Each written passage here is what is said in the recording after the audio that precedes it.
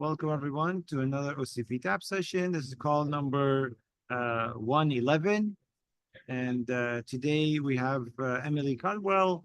Emily Caldwell is a staff scientist at the National Institute of Standard and Technology, NIST, in Boulder, Colorado. She holds the BA in Engineering Science from Dartmouth College and a PhD in Electrical Engineering from University of Colorado at Boulder.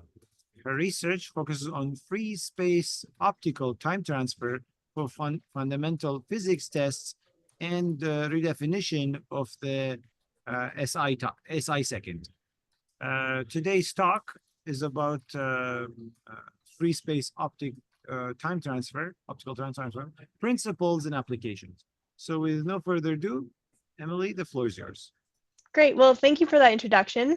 As mentioned, I work at NIST in Boulder, and my research focuses primarily on free space optical time transfer. So just to get right into it, here's a little overview of my talk today. I'll just start with a background on optical time transfer from kind of looking at the participants in this. There's some people for whom frequency comb lasers are going to be review, but for others, it might be a first exposure. So I'll spend a fair amount of time here. This includes both a motivation for optical time transfer, as well as our primary tool, which is the frequency comb. I'll then talk about the challenge of optical turbulence over free space paths and how the two-way time transfer method helps us overcome this. I'll then go into quantum limited time on our team, and this relies on a kind of a secondary tool we're calling the time programmable frequency comb.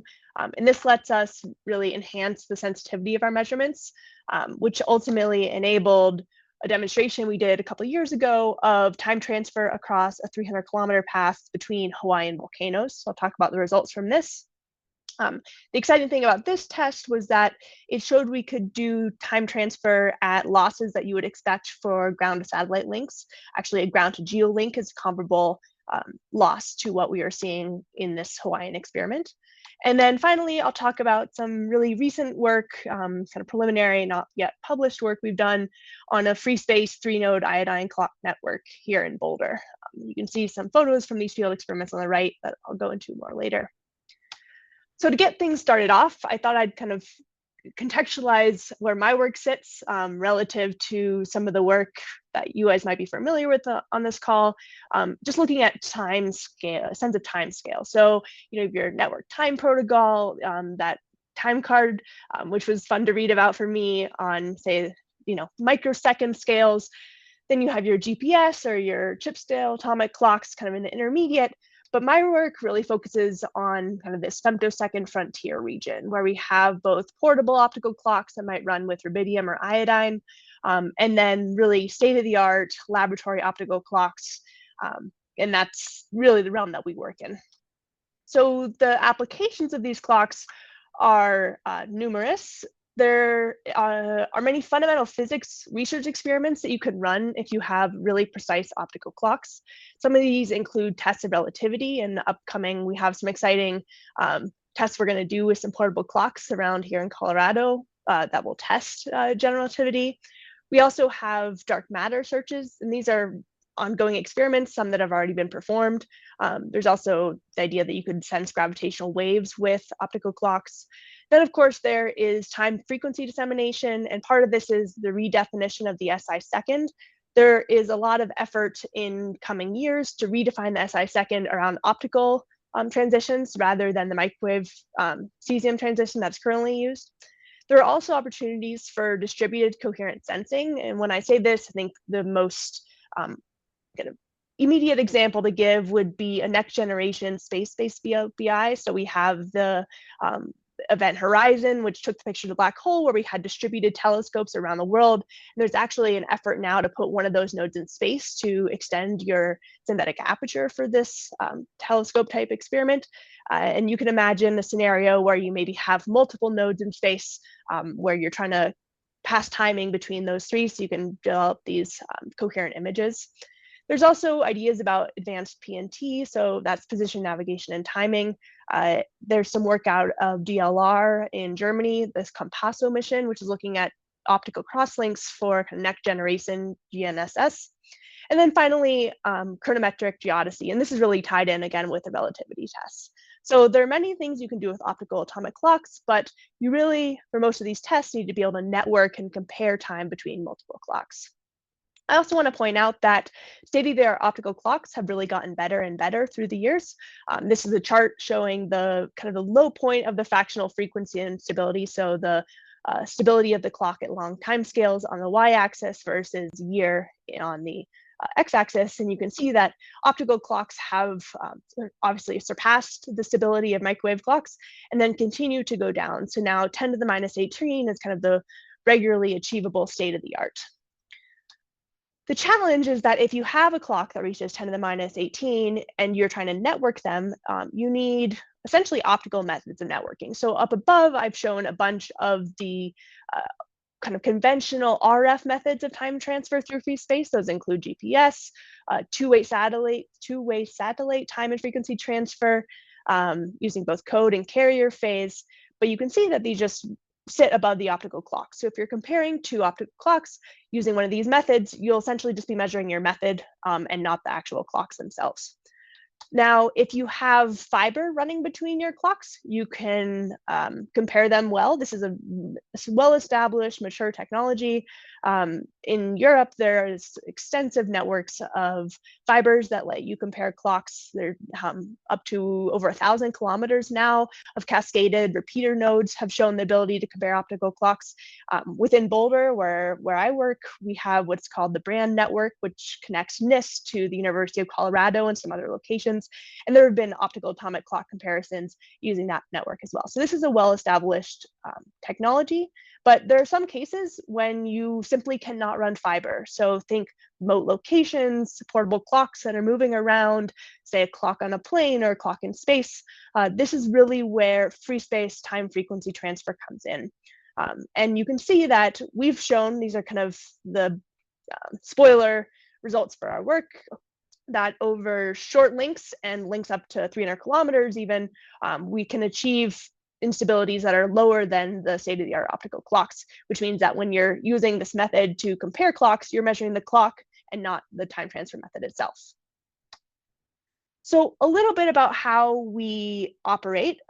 This is kind of the simplest picture I can give you, where we have some kind of optical reference oscillator. I've shown this as a clock here, but oftentimes this is a laser that has been steered to the atomic transition. So if you imagine this laser light here, we lock what we call an optical frequency comb laser to this incoming optical reference oscillator. Now, an optical frequency comb laser is what I'll describe next, but for now, you can imagine it just as a pulse source. And these pulses will come out what we call 1 over the repetition rate, FR, which for my laser is about every 5 nanoseconds. And the timing of these pulses is referenced back to that optical reference oscillator.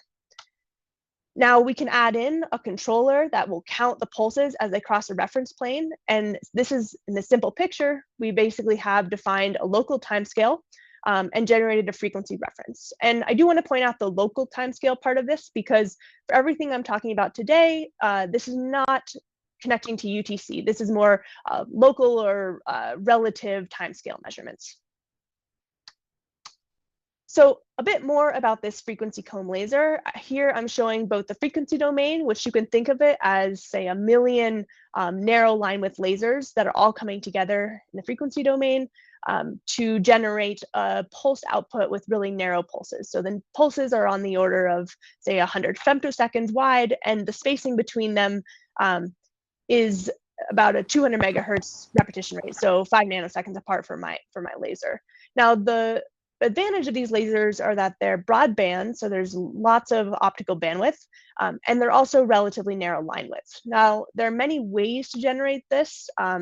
Fiber lasers are one mode. You can have a solid state frequency comb, microresonators, electro-optic combs. These are all available.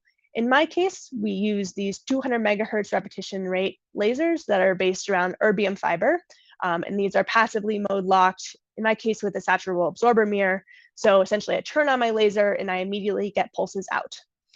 Now, these lasers have use in what's called dual comb sensing, where you use a second frequency comb to measure some characteristic of the first. This is seen in spectroscopy. There is within our group, a lot of atmospheric spectroscopy, where we're measuring greenhouse gases with these lasers. They can also be used in imaging, in ranging, and in time transfer, which I'll talk about today. Now, a key part of the frequency comb is that you can what I call lock it, which means locking down this repetition rate. And when you do that, you get a few femtosecond timing jitter on each of these pulses. The way we do this is we lock what's called the carrier envelope offset lock, which is, if you imagine these optical modes going all the way to 0, it's that first mode to DC. So it's that kind of locks the translation of the comb. And then we lock our reference oscillator light, so that FCW light, to the nearest comb mode. So this controls the 2 degrees of freedom of the comb, which in the time domain mean that we're locking down the repetition rate, and we're locking the relative phase of the carrier relative to the envelope. So that's where this carrier envelope offset phase name comes from. When we do this, the output is a pulse-to-pulse timing jitter that's on the order of a few femtoseconds, which means that when locked to my clock, I have this nice kind of ticks that come out of the clock in the form of laser pulses. And this locking technology is in part what led to the 2005 Nobel Prize in Physics. So if you imagine on the left, we have our reference laser, which we're then locking our comb to. We have our pulses of our laser that are coming out, which are acting like ticks of a clock. And we can reference these pulses back to our clock if we can measure what time they arrive. So naively, we could send them through the atmosphere and measure them at the other side. So here I'm showing the heterodyne voltage signal, which I'll kind of describe how we get later. But you can imagine measuring the peak of this pulse for multiple pulses, and then you get a sense of what that clock on the other side is doing. I say naive because as the pulses progress through the air and the air itself is changing, so the turbulence will progress as time goes on. The femtosecond level precision is lost due to turbulence. And really you see, depending on your link size, picosecond order changes in the timing due to atmospheric turbulence. So it's really an order of magnitude larger than the underlying clock signal that you're looking for. So you essentially lose your ability to measure. Now, the way we overcome this is by employing a 2-way time transfer method. So by sending pulses simultaneously over the link, we can then measure them at both sides. So you can measure the arrival time of the pulses that went from B to A, and that's going to have a time of flight term and a clock term, which is determined by the relative difference between our 2 clocks. On the other side, from A to B, we're similarly going to have a time of flight term and that T clock term, but with a different sign. If we take these in the 2-way difference, then we can back out that delta T clock signal. Essentially, the turbulence noise is canceled by doing this 2-way method and measuring the timing on both sides. The way that we actually do this measurement is by using a comb heterodyne measurement. So if you were to directly measure the timing of your pulses when it lands on the detector, the response time of the detector will basically broaden out your pulse in the RF domain, and you'll lose that femtosecond level precision. But by mixing them in heterodyne with each other, we can use a technique called linear optical sampling, where the pulses walk over each other in time to generate these nice downmixed versions of the heterodyne signal. So this technique is called offset repetition rate linear optical sampling. The offset repetition rate comes from running the lasers at slightly different repetition rates. So this is order 200 megahertz. This is going to be order 2 kilohertz. And by doing that, the pulses will sample each other in time. Trying to measure to nanoseconds that can easily be detected in our heterodyne voltage signal. Now, this basic technique of free space optical time transfer has really enabled many successful demonstrations over the years. We've shown sub-femtosecond synchronization, where we're providing active synchronization to one of the clocks. We've shown time transfer to a flying quadcopter, moving up to about 24 meters per second. We showed that you could do different geometries. In this case, we had an active node out on Table Mountain, and then 2 nodes at NIST, and shown time transfer across a 3-node network. This was back in 2020. In this case, the clocks were just cavity stabilized lasers, in contrast to the iodine clocks I'll discuss later. But then you can also actually compare optical atomic clocks. And this was in 2020, back in 2020, or I guess 2018. a comparison between the strontium clock at GILA and then aluminum ytterbium clocks at NIST. There was comparison done over fiber, and then we also performed a comparison over free space as part of this clock network experiment. And then finally, there's some long distance work out of USDC in China. They showed 113 kilometers of time transfer using the offset repetition rate method of time transfer. But what all of these have in common is that they require nanowatts of received power across the link. And while nanowatts is pretty low, kind of the quantum limit, or the best you can do classically with the photon shot noise limit, is about 10,000 times lower. And the reason that we are interested in going to the quantum limit is because many of the most interesting applications of this technology involve going from ground to space. And so this is definitely, a technology that's in development. Combs still are very rarely flown in space. There's some in sounding rockets. I think there's one on the ISS, or will be one on the ISS soon. But this is looking forward, 20 years to when we can fly combs and do comb-based experiments in space, where we're testing fundamental physics, doing intercontinental clock comparisons, that space, or even future GNSS. The difference between these two cases, so the local case and the global case, is the loss. So over our links in Boulder, maxing out at kind of 15, 20 kilometers, we see about 55 dB of loss. For these greater cases, we're expecting greater than 90 dB of loss. Now, there are two ways to overcome this loss. The first is more photons.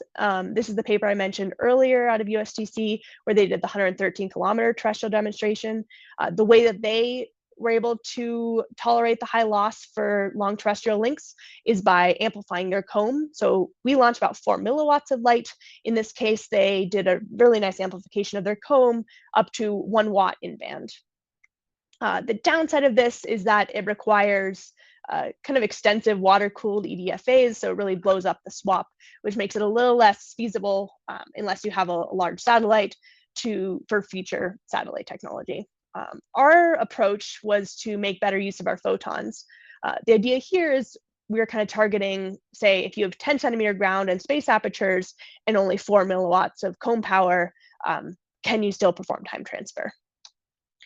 So the way that the previous approach worked, just to remind you, is that you have some kind of incoming comb, and we're trying to measure the timing of these pulses versus the local oscillator comb. And these are running at slightly different repetition rates. The result is that when the pulses overlap with each other, we get an interference signal. When they do not, the heterodyne voltage is essentially 0.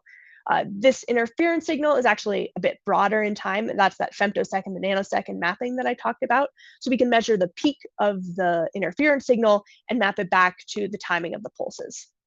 But as you can see, there's a lot of wasted photons. So in between these interference signal peaks, we're getting no useful signal out. So most of our photons are essentially wasted. This is about a 2.5 nanowatt threshold. Our quantum limited approach, in contrast, runs our two combs at the same repetition rate. And then what we do is we have what we call a tracking comb that follows the incoming pulses temporally in time. So we try and overlap our LO with the incoming pulse. The result is a more constant interference signal that we can average in time to really increase our sensitivity. Now, in order to measure the timing of the pulses, we actually track a change in the voltage rather than the timing of the voltage here. The downside for this is it requires a more advanced frequency comb that we call the tracking frequency comb. But the advantage is that you're really wasting none of your photons. You require 10,000 times less power, and you have a threshold that is about 250 femtowatts. So this brings me to kind of the second part of my talk, which is a discussion on the quantum limited timing detection and the technology that enables it, which is the time programmable frequency comb. So what we call the time programmable frequency comb is essentially a phase locked frequency comb that I've already introduced you to, combined with modern digital control to create a numerically controlled optical oscillator. So you can imagine, here's our comb, here's our control. We can send a digital timing command, and it will adjust the timing of the output pulses. So say our command is to move our pulses forward 1 nanosecond. It will then move the output of the pulses forward 1 nanosecond relative to what they were before. And we can essentially adjust this as we would like. Now, the way that we do this is by tracking our 2 locked beats with digital electronics. Our platform right now is based on the red pitaya, and most of this is done in the FPGA part of that platform. So we track these 2 beats in time. Specifically, we track the phase of these 2 in time. We can take some kind of time offset command, say I want to move my comb 5 femtoseconds in time. I convert that to a phase change that I want on this carrier envelope offset lock. And then in the electronics, I can apply the phase shift, which will result in a time shift in the output pulses. So it's natural then to ask, how well can we move this time programmable comb? So we set up an experiment that looks something like this. We have our time programmable comb that we're going to send commands to, and then we have a sampling frequency comb to measure the timing of those pulses. This was done in an unbalanced Mach-Zehnder interferometer, but essentially you're more or less going to have to trust me that we're able to measure the timing of these pulses. So I can command this to move plus or minus 1 nanosecond. It would look something like this. I could then change it to do plus or minus 2 nanoseconds. And on the right is actually the measured time offset that we measured for this time programmable comb. You can see I command it to go 1 nanosecond and then 2 nanosecond. And then I repeated this for multiple time steps. So we had 1 nanosecond, 2 nanosecond, 3 nanosecond, and then also intermediate steps.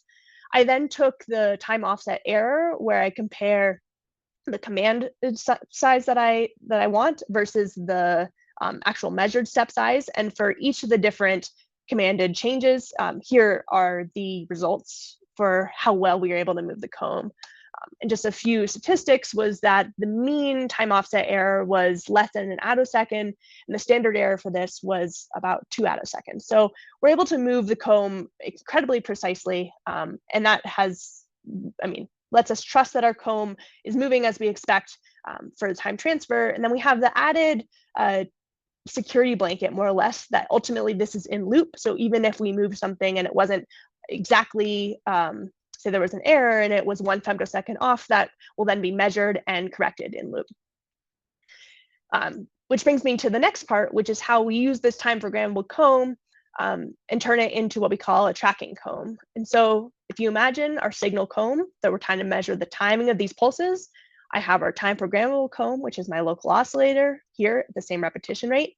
And then I have the heterodyne voltage that results from the overlap of these 2 pulses on the photodiode. If my signal comb moves in time, I'm going to measure a decrease in the heterodyne voltage, which can then be fed back into my time programmable comb to move forward delta t to restore that heterodyne voltage. We actually have a really nice error signal over about a picosecond where we can move our time programmable comb in response to a change in the heterodyne voltage. The way then that we employ this in time transfer is we have an incoming pulse train that's fed here into the optical timing discriminator, where the time is measured relative to the time programmable comb. The detection is made, we do a low pass filter, and then a digital phase lock loop to feed back to the time programmable comb. So this is just implementing what you see on the left here. This enabled us to reduce the required received power by about 10,000 times from 3 nanowatts to 3 femtowatts, which was exciting because this is kind of the losses that we needed when we eventually went to Hawaii. So that's going to be the next part that I talk about here. Our setup in Hawaii was to do a 300-kilometer round trip link. In this case, I have 2 separated time transfer sites. The optical oscillator that I was using for both of these was a cavity stabilized laser because we didn't have 2 portable atomic clocks to bring to the top of a volcano. So I have 2 entirely separate sites. The reason, though, for co-locating them was that I ran a fiber between the 2 sites, which lets me get an out-of-loop truth data measurement to measure how well I'm doing the time transfer and how well I'm doing the synchronization.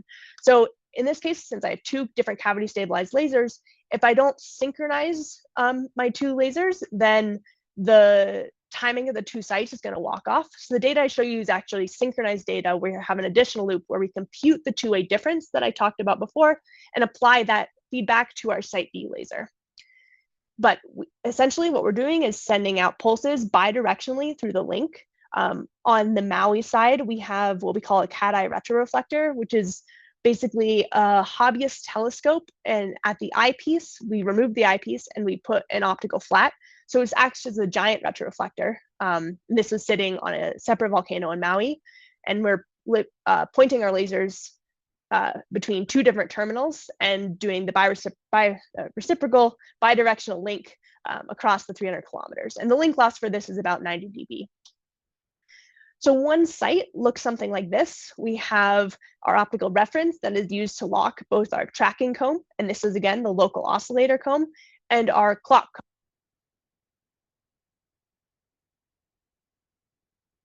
A separate beacon laser, which is used for the free space optical terminal control. And we have just XY steering, so no adaptive optics other than galvo mirrors to steer our mirror to maintain incoming power. Our aperture was about 10 centimeters, and I actually threw in a little variable attenuator here because across the 300 kilometers with our 4 milliwatt launch with this new quantum limited detection scheme, we actually were able to have excess light. And so to test the limits of the system, sometimes we attenuated the light that we are launching and receiving. Another thing I want to point out is this 52 meters of fiber. There are two things here. The first is this fiber was used to compensate for the dispersion of the air. So the PM fiber and the air have different signs of dispersion. So as the pulses spread out through the air, we're able to recompress them in this loop of fiber. The second is that you might be worried about temperature fluctuations causing the thermo-optic coefficient of fiber to induce large changes in the timing of the pulses. But I want to point out that this is in that bidirectional part of the link. So both light going out and coming in are going to see those same fluctuations, so they will cancel in the two-way difference. So ultimately, light goes out and in through the same terminal, passes through the circulator, and then is combined in the optical timing discriminator with our tracking cone light. So this is where we measure the timing difference between these two pulses.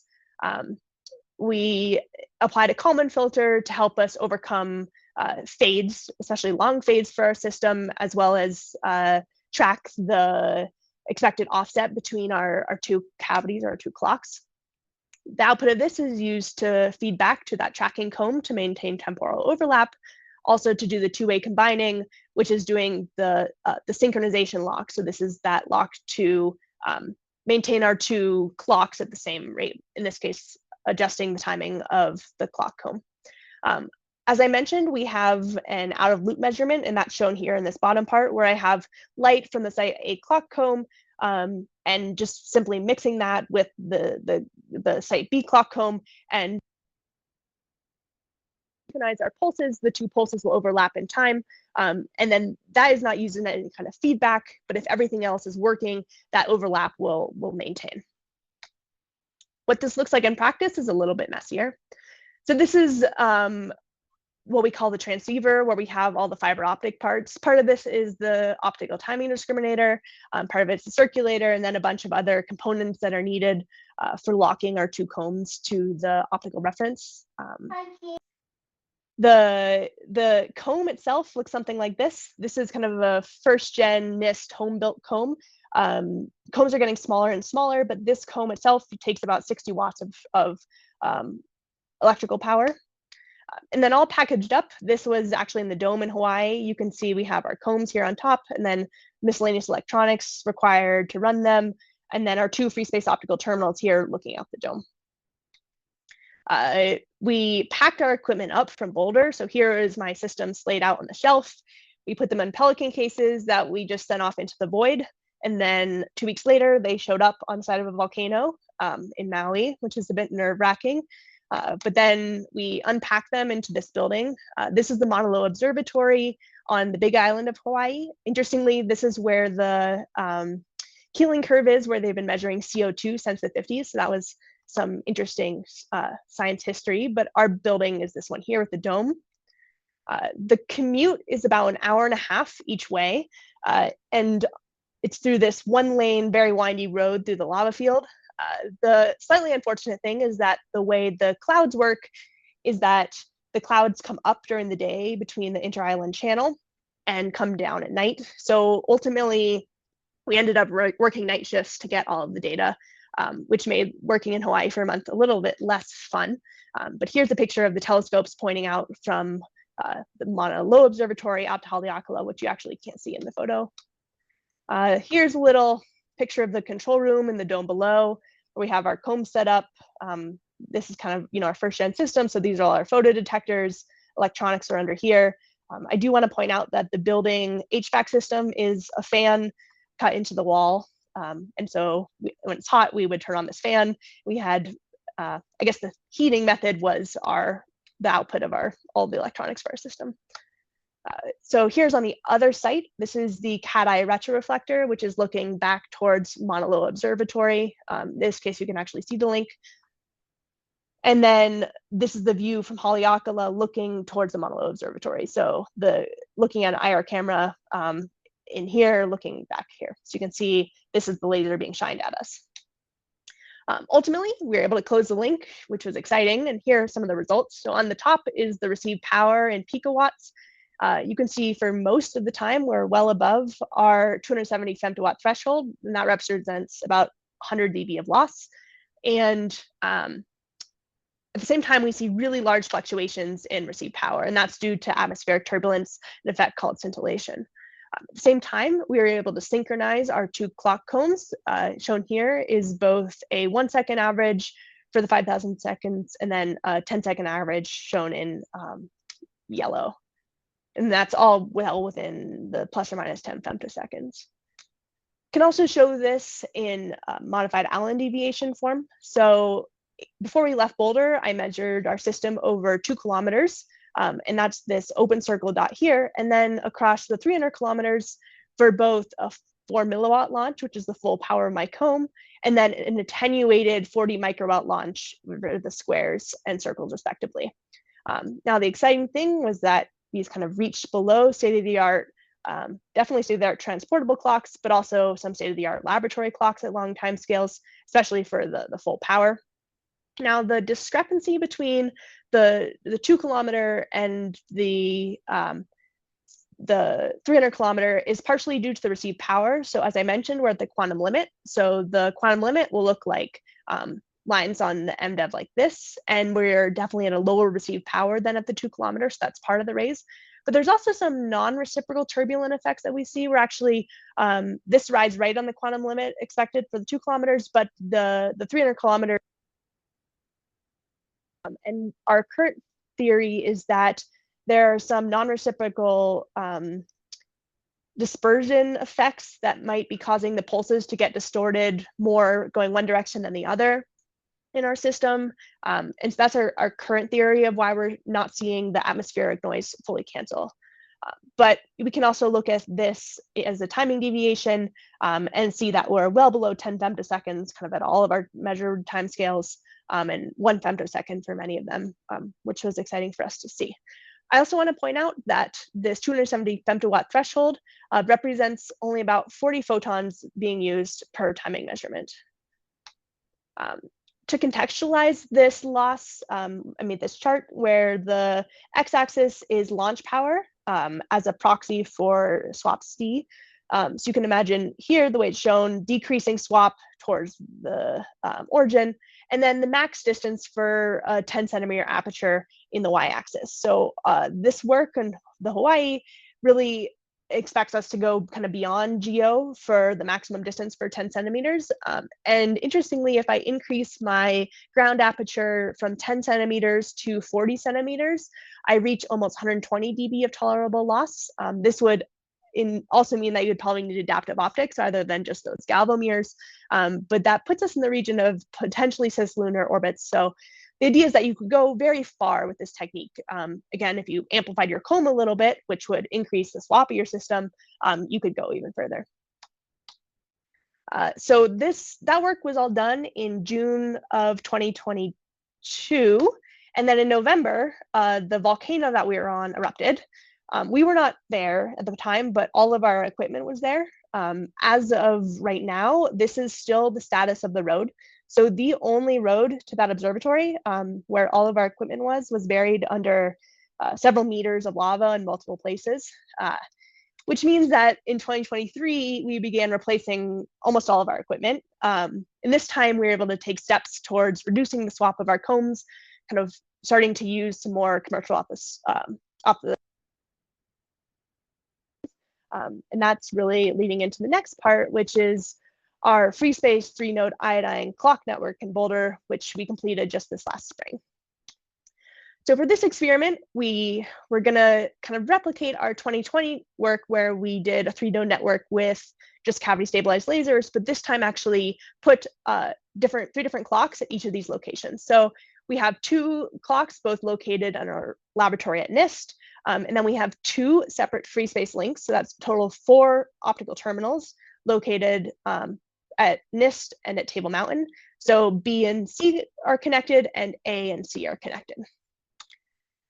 That means that we have our 2 terminals at NIST, 2 iodine clocks at NIST, 2 tracking combs, and the clock combs are actually built into the iodine clocks here.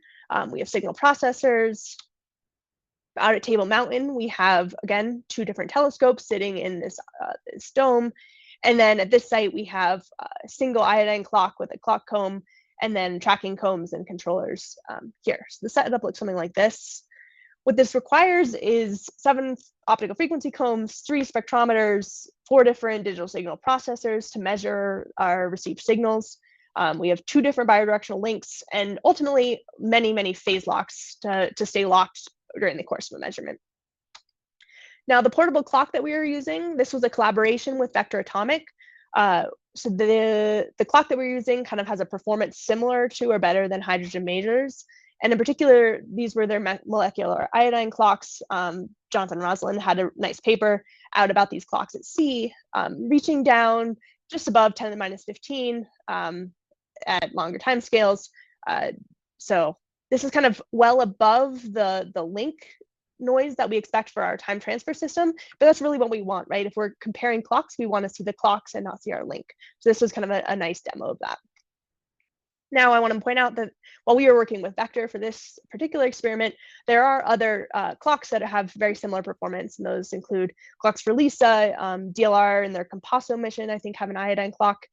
There's also rubidium, Inflection has the ticker. This portable, not quite laboratory grade, when I mean laboratory grade, I mean 10 to the minus 18 level clock. This is kind of an area that's filling out more, which is quite exciting. So ultimately, when we fully set this up, and then we had to perform what I call synchronization over cell phone. So before the clocks arrived, they were synchronized at VA, and they maintained their 10 to the minus 14 frequency offset after being delivered to us at NIST. But then when we were locking things up, there was a DDS value in the comb that got changed, and it ultimately led to a fractional frequency offset after the install. And what that's looked like when I first started looking, I'm like, why is my tracking comb basically screaming off? If this is in nanoseconds, this is a huge movement on my tracking comb, which is pretty unexpected. So we employed perhaps the slowest synchronization server loop you could. So Laura, one of my colleagues, was out at Table Mountain, and she would plot this tracking comb effort out at Table Mountain. She would then call Micah in California, since they had just delivered and set up with us and then left while we performed the measurement. She'd call Micah. Micah would then remotely log into his computer, update the set point of the clock, and then we would get new lock points, update our comb, and then again plot this curve. So on the first left, you can see after 1 steering attempt, we went from that 5 nanoseconds per minute down to what looks like 0. If you zoom in and see the linear fit, we still have an offset of at the 10 to the minus 13 level. Repeated this multiple times, kept going. And then ultimately we get to about 4 times 10 to the minus 14. And this is kind of where we decided to stop, partially because we weren't doing the 2-way comparison right now. We weren't communicating the one-way measurements from both sides. So we were doing a one-way measurement, which means that we were ultimately limited by the atmosphere at about this level. So we left this at 4 times 10 to the minus 14. This probably could have, I mean, almost certainly could have been improved more if we had done the two-way combining, but we didn't have a communication link set up at this time. So ultimately, we measure our two-way time offsets. In this case, this was done in post-processing. So we can measure the offset between the B and C clock, shown in red. And again, this was the the B clock that we were updating. So the BC clock and then the AC clock over a period of 26 hours in March. We can then do a common view where we compute the AB clock offset, which are the two that are located at NIST, by doing the difference of the two. The linear drifts for the AB and BC were on the order of 3 times 10 to the minus 14, which is as we expected after our syntonization.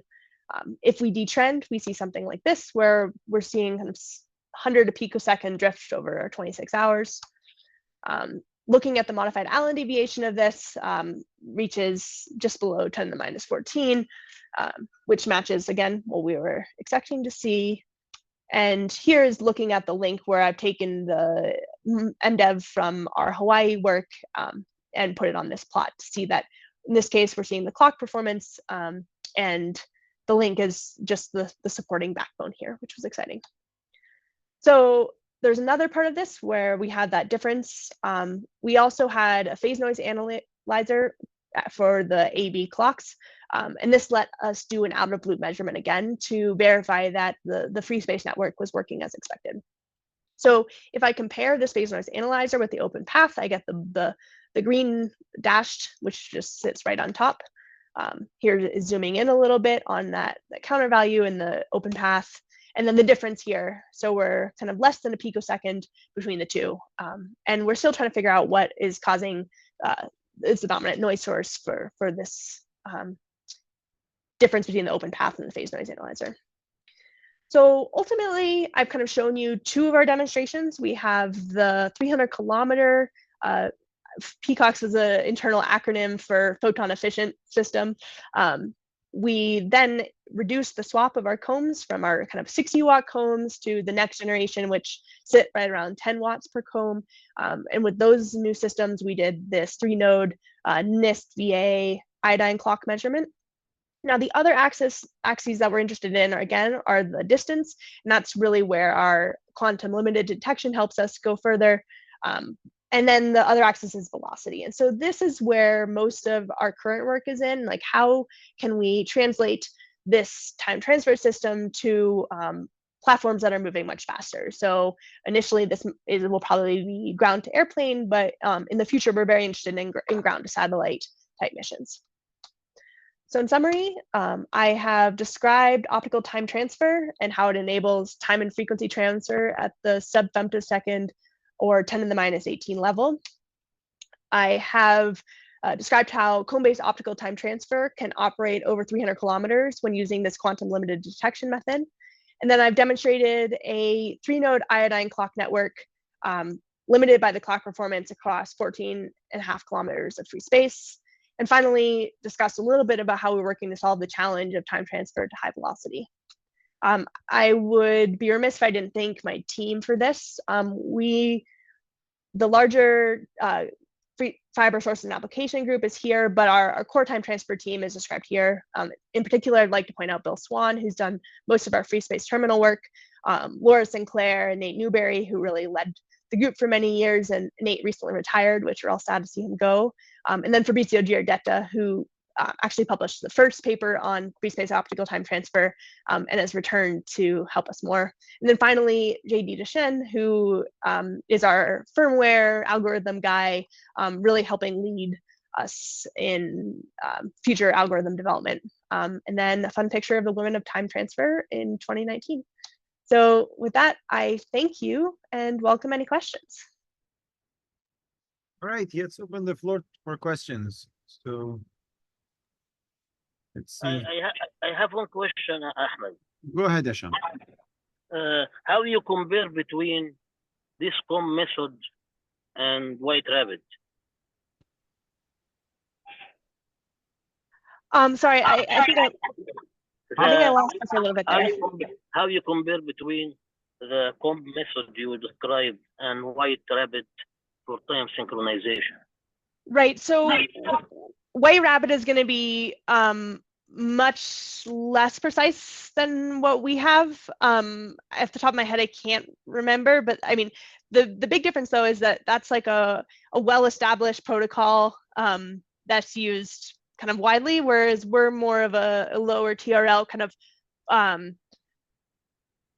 almost more at the science development stage than the deployment stage. And White Rabbit will also require physical cables connecting your different locations. Paul? Thank you. Yeah. You're muted, sorry.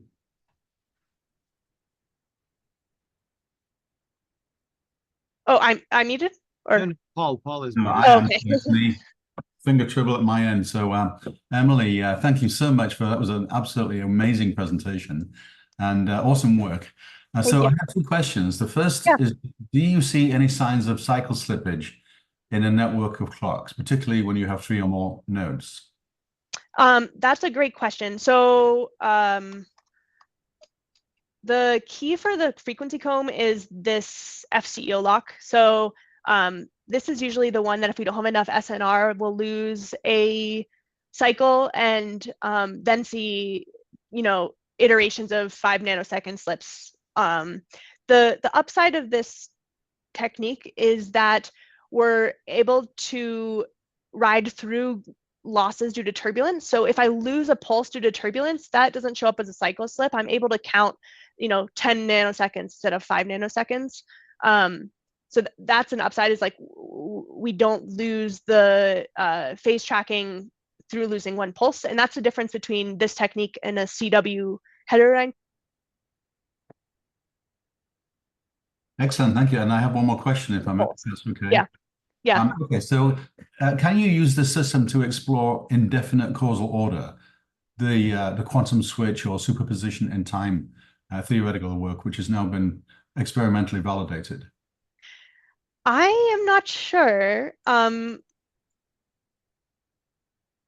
There's always a big challenge for this, is like the last meter kind of. So you do your whole system and then you're trying to synchronize 2 locations, and exactly what you're synchronizing, it can actually be quite challenging. So that would, without knowing how their systems are set up, that's where I feel like would be the challenge. I don't immediately know. The projects that we are actively working on is mostly the GR tests and the kind of intercontinental clock comparison is where we're mostly focusing right now. Fantastic, thank you. Great answers. Yeah, thank you. I have a question. Good. So you showed, island to island communications. Is there any thought about, could you connect NIST in Colorado to, say, Chicago or New York or LA? Yeah, so in order to do that, you would have to definitely go to satellite, right? Our system is line of sight, so we can go wherever you can see. In this case, if you had a common view satellite, then you hypothetically could do that, and that's kind of the direction that we're hoping to go in the future. But for right now, no, you could not. You could do Boulder to like a mountaintop, but not Boulder to Chicago. Got it. Yeah. Thank you. Yeah, Great thanks. presentation. Thank you. Any more questions? I have a question, actually. From a system perspective, let's say if I don't want to, get that much into the weeds, you have like, let's say your system on the 2 sides. So I feed it a clock from one side, and I get certain comparison. The other side, I have something that, again, I have another clock, and I get also another comparison from the other side that you have, and I apply adjustments side to the point that I get basically these comparisons to a point where I agree with them to be, let's say, what I'm looking for in terms of precision. Yep. Okay. Yeah, so that's exactly what we're doing for in Hawaii. So in this case, what we were synchronizing was the pulse output of these two frequency combs. So we were defining our timescale as the pulses of these clocks, and we were applying a synchronization correction to one of the combs. And now, if that is correct, what does it take to do, let's say, 1 to many? You know, I mean, let's start with simple 1 to 2. You know, like let's say you have one reference, you take the, and then somehow, again, I don't know, like, is it similar to like how I can do, let's say, quantum key distribution, where I like basically have a or this is just always two, like basically peer to peer, like two parties basically have to work.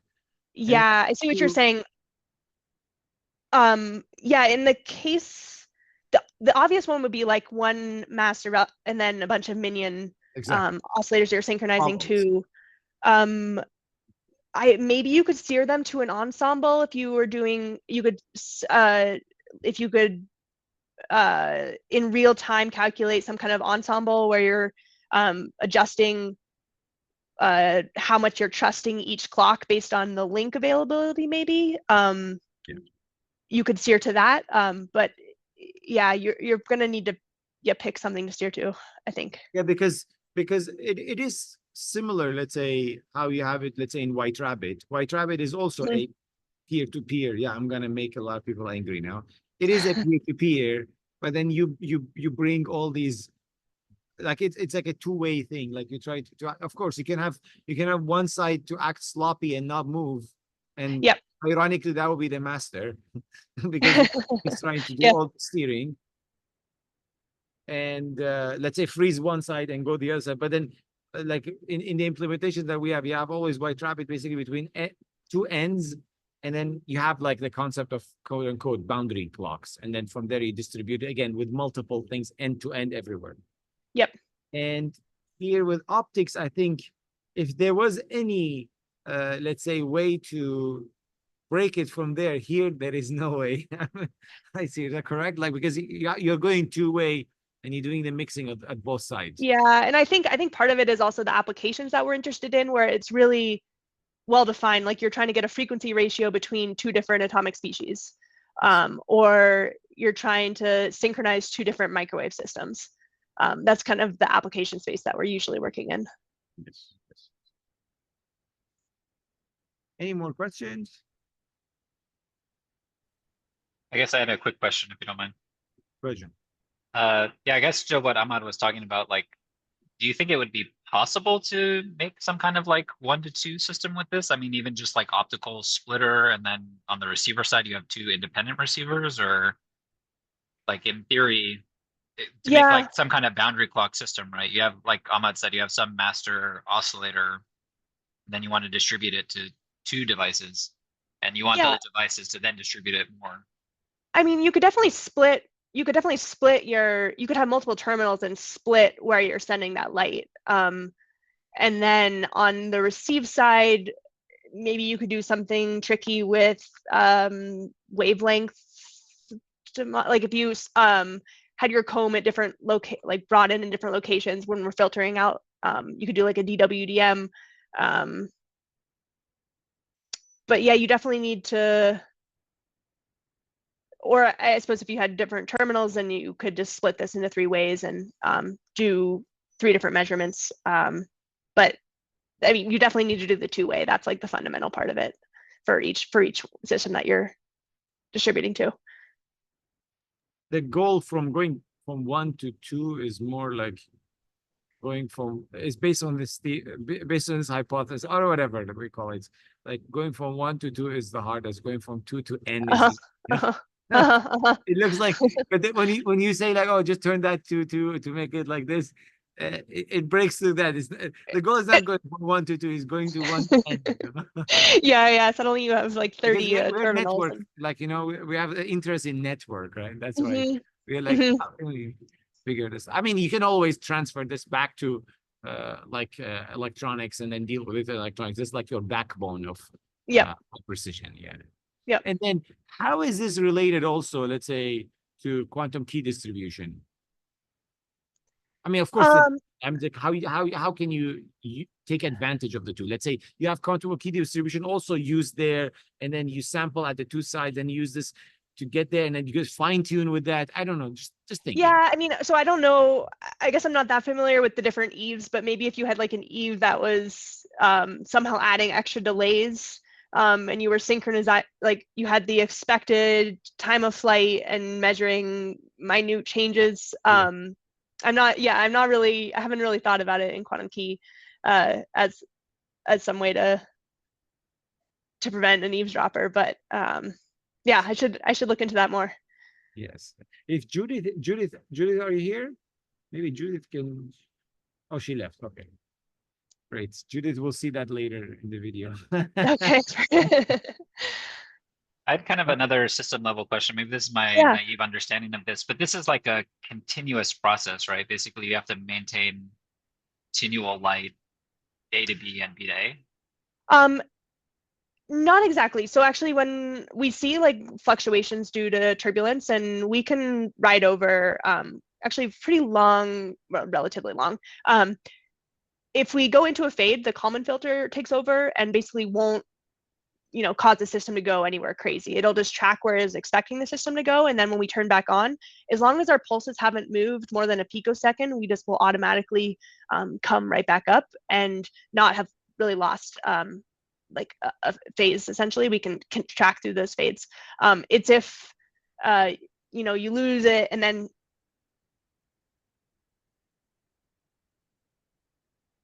missing, you'd have to do what we call reacquisition, where you scan your tracking comb over the full non-ambiguity range. So between the two pulses, you scan to look again for your signal, and that would cause basically a loss of coherence. Interesting. I guess my line of thinking was along turning this from like towards like a packet-based scheme. Oh, I see. Yep. Like if you were to have enough certainty that you could switch basically between like this location I'm talking to over here and over there. So that kind of thing. That's really interesting, because it's one thing we've thought about, like say within a satellite cluster, if you're sending your light to one satellite and then the other, and that really plays off of the quality of the optical reference oscillator and say your holdover time. So if you have a high quality reference oscillator, you could have a long break and you wouldn't lose, your pulses wouldn't walk off too much. But if you have, say, like just a quartz, you might only have a few tens of seconds, between your beam acquisitions. But that's definitely possible. But it kind of depends, like the length of time depends on your reference oscillator.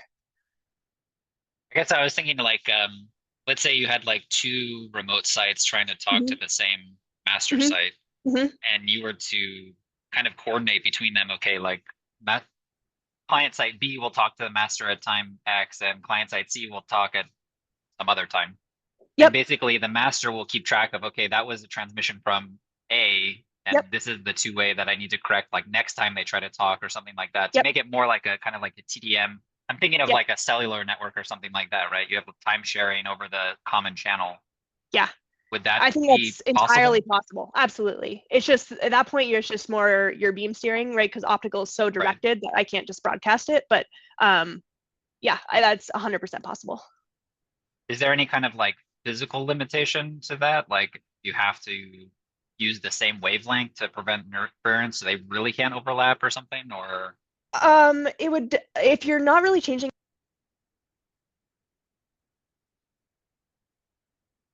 for the heterodyne detection of both your tracking comb light and the incoming comb light. So your light would have to be the same. And so you'd almost have to shut off who is sending and receiving to make sure that you're not, so who, but maybe if you have it planned out, like who is communicating when, that could work. Is it possible to add modulation on top of the laser, like what traditional like optics use, and basically have like a data packet associated with that beam? Yeah, so we have done incoherent comms across a secondary laser, and that's like just co-propagated, and we've done that to synchronize our two sites remotely before. We haven't quite experimented yet with putting it on the comb beam, but I think that would definitely be possible. Okay, thank you. Yeah, thanks. Great. So we're on top of the hour. If there is no more questions, we'll adjourn. And again, thank you again, Emily. Yeah, For thank great you for the talk. opportunity. I appreciate it. And, Yep. Please send me the slides so I can put them on the wiki as well, so everyone can see the slides. And I think you have your contact there if someone wants to reach out to you for more information. Yes, Definitely. wonderful. So thank you. All right. And Thank you, see everyone. in 2 weeks. Bye, everyone.